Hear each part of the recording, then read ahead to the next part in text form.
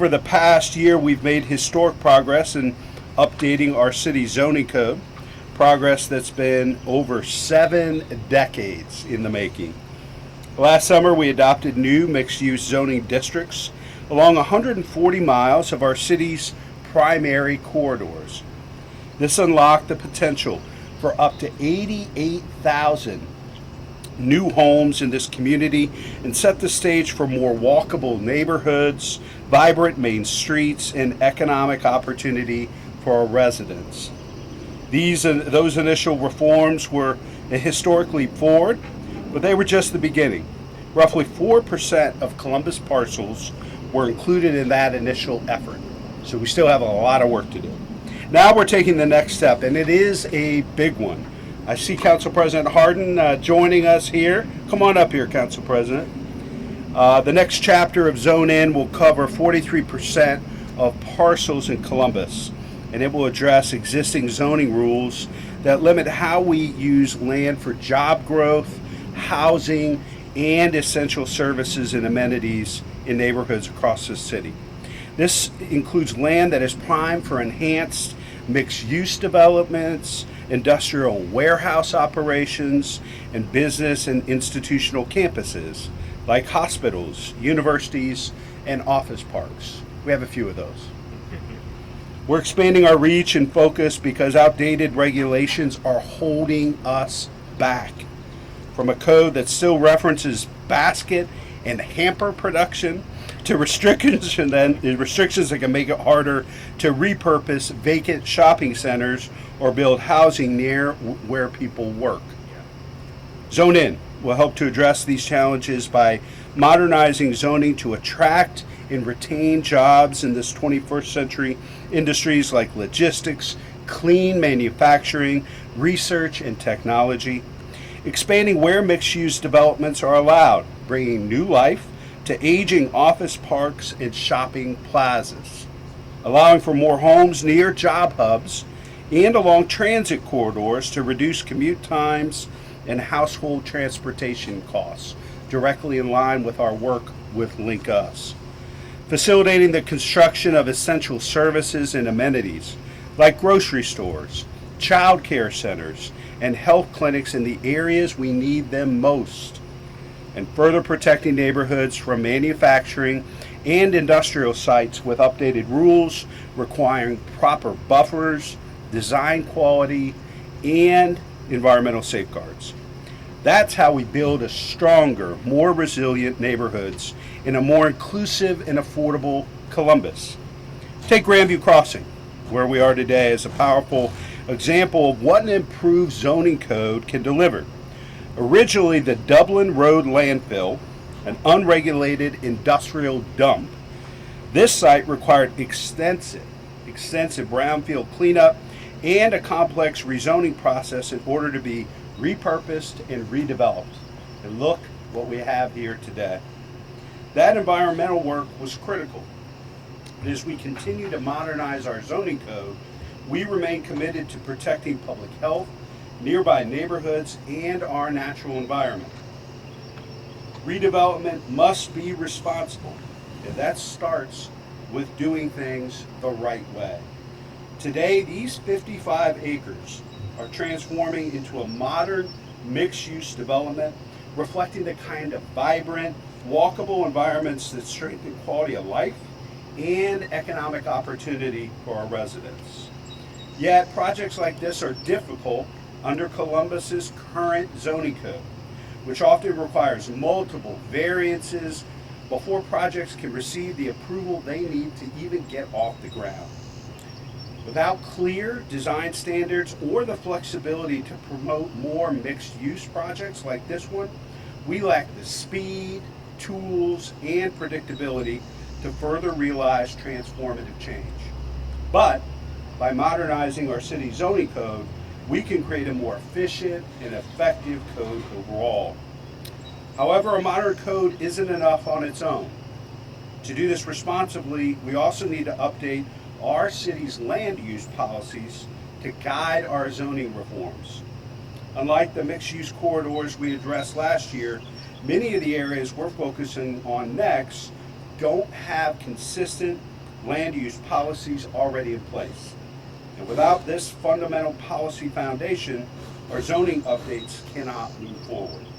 That's why, in tandem with our work on Zone In, we're also developing a citywide land use policy, a cohesive growth strategy that will ensure future zoning changes are aligned, consistent, and informed by feedback from our residents. Think of it this way. Zoning is the legal code that tells us what can be built and where.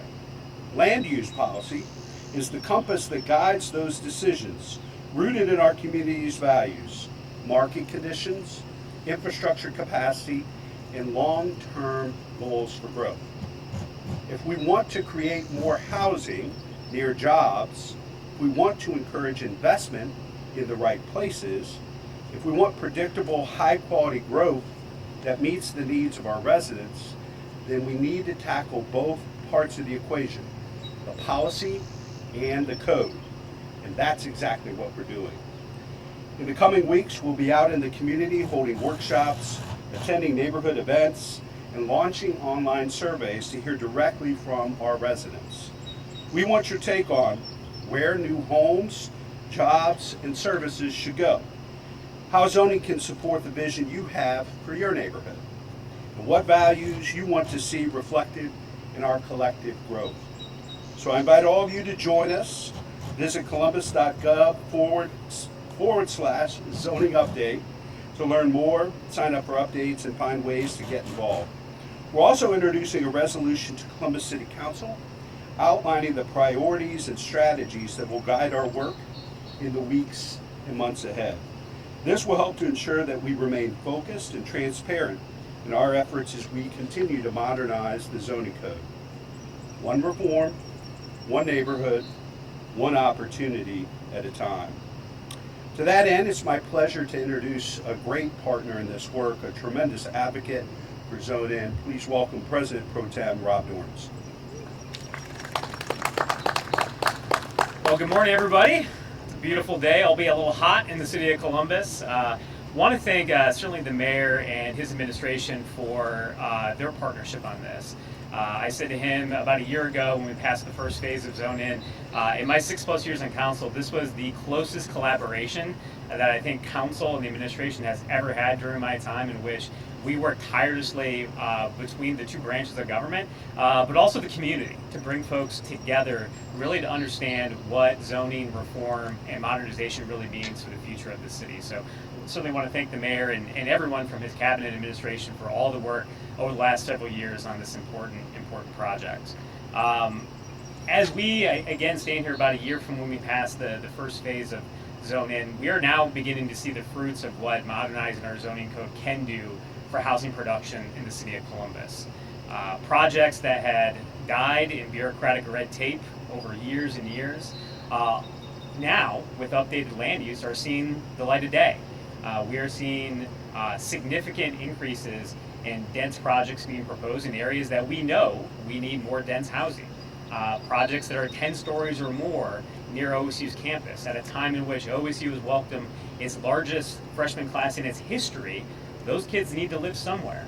And having a zoning code that allows that housing to be built in proximity to campus, rather than taking years and years and years to bring it online, is exactly the kind of results that we were hoping for in that first phase of Zone In.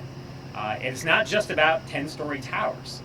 Over those corridors across that 4% of the city, we've seen projects of 4, 5, 6+ units that otherwise would have, as the mayor mentioned, been stuck in bureaucratic red tape potentially for over a year in order to bring modest increases in housing stocks across the city of Columbus.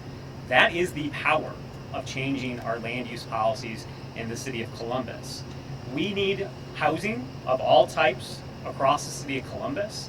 And one of the things that is really exciting about this next phase is not just the focus on housing, but the connectivity to jobs and economic centers. When we think about the future of Columbus, we have been extremely focused on making sure that we increase the production of housing in our city to help stabilize housing costs. But it's just as important, as the mayor said, to make sure that we're also being thoughtful around how do we approach economic development within our city to make sure that we're also producing career opportunities for residents here in our city. When we think about legacy, legacy industrial or commercial places, it's things like getting ahead of when we see things like Eastland Mall that became a blight on a neighborhood, providing the kind of flexibility built into that land use to encourage redevelopment on the front end, and really to make sure that we as a city are being holistic in the way that we are approaching these policies long term. As the mayor mentioned on council, on Monday night, Council President and I will be accepting a resolution from the administration to state the principles of what this next phase of zoning will be. And I certainly want to thank Council President and all of my colleagues for digging into this work over the last year. I like to joke that if you want to be bored and go to sleep at night, please join Columbus City Council at 6:30 on Mondays during our zoning committee, and we will put you to sleep.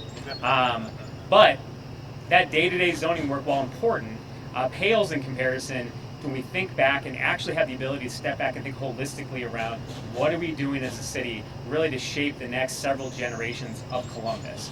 I think that is something that my colleagues and I, and certainly the mayor, have been partnered extremely well in making sure that we are being thoughtful on this. Last thing I'll say before I introduce our next speaker is that, as I said to countless residents during the first phase, now is the time to be engaged. In Columbus, we have oftentimes been focused on project by project negotiation and analysis between neighbors and the city and applicants and developers and housing providers. We need to get away from that reactive nature with a city that has grown as quickly as we are. We need to be proactive, and that is exactly what Zone-In is. So if you care about the future of the city, you care about the future of your neighborhood, again, this is a big phase. We're talking about 40+% of the city of Columbus being included in this effort. If you care and want to be engaged, now is the time to do so. Workshops and engagement opportunities will be starting in the next several weeks, and certainly will go on over the next year as we really think about what zoning districts make sense to be created in this phase and where those zoning districts are ultimately going to be applied. So rather than, again, being stuck in this reactive mindset that all too often we have as a city, I'm asking our community to once again join us and be proactive about how we want to think about the future of our city of Columbus.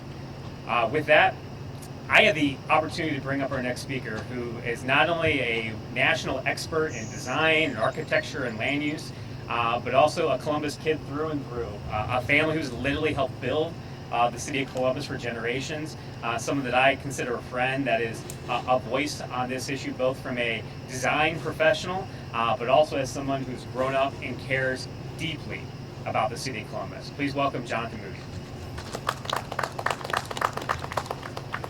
Yeah, and I won't be quite as thorough with my remarks.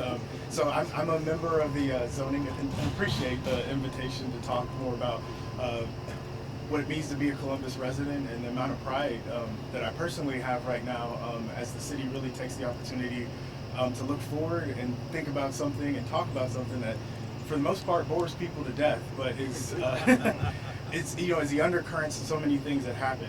So as part of the zoning advisory committee, there's a few things that are important that the group does. It's really about offering some transparency about this process and what is going to happen and what we want to see happen, talking about equitable reform and how we implement those ideas into the process, and really to make sure that we have representation and conversation that reflects broader community needs. Those are really important aspects of what the zoning advisory committee will do. I can't ignore the duality of the time that this represents, meaning like we're standing here in 2025, we're talking about 50, 70 years in the future, but we're also talking about the reality of that the zoning code that we're currently operating on is 70 years old. And yeah, it was a previous idea, previous set of mindsets. You can imagine 70 years ago that we were not thinking about some of the things that we're thinking about today. And it cripples our ability to really talk about current progress. So what we're looking to do and what we're excited about is, for everybody to engage and do what I get to do every day as a designer, is to think about the future and imagine the future for our kids and the communities that are ahead, and imagine and think, how do we take action to make that what we want it to be?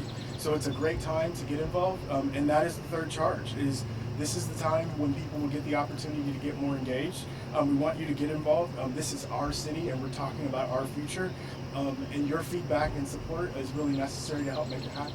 So it's an exciting time and look forward to what's ahead.